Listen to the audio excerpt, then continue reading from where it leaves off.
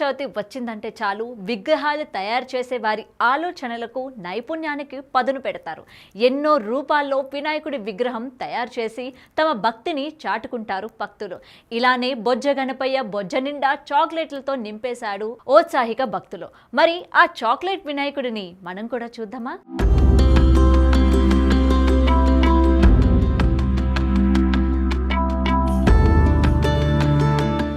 అనంతపురం జిల్లా ఉరవకొండ పట్టణంలోని అంబేద్కర్ నగర్లో చాక్లెట్ వినాయకుడు కొలువు తీరాడు.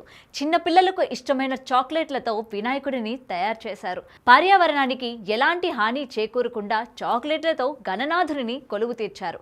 ఇక్కడ ప్రతి సంవత్సరం పర్యావరణానికి హాని కలగని వినాయకుడి విగ్రహాలను తయారు చేస్తూ ఉంటారు. అందులో భాగంగానే ఈ సంవత్సరం కూడా వెరైటీగా గణనాథుని ప్రతిమను రూపొందించారు. చిన్నపిల్లలకు ఇష్టమైన చాక్లెట్లతో వినాయకుడిని తయారు చేసి మరోసారి తన ప్రతిభను చాటుకున్నారు. వినాయకుడిని అనేక రకాల చాక్లెట్లతో తయారు చేశామని, విగ్రహం తయారు చేయడానికి 20,000 రూపాయలు ఖర్చయిందని, నిమజ్జనం రోజున చాక్లెట్లను భక్తులకు పంచుతామని తెలిపారు.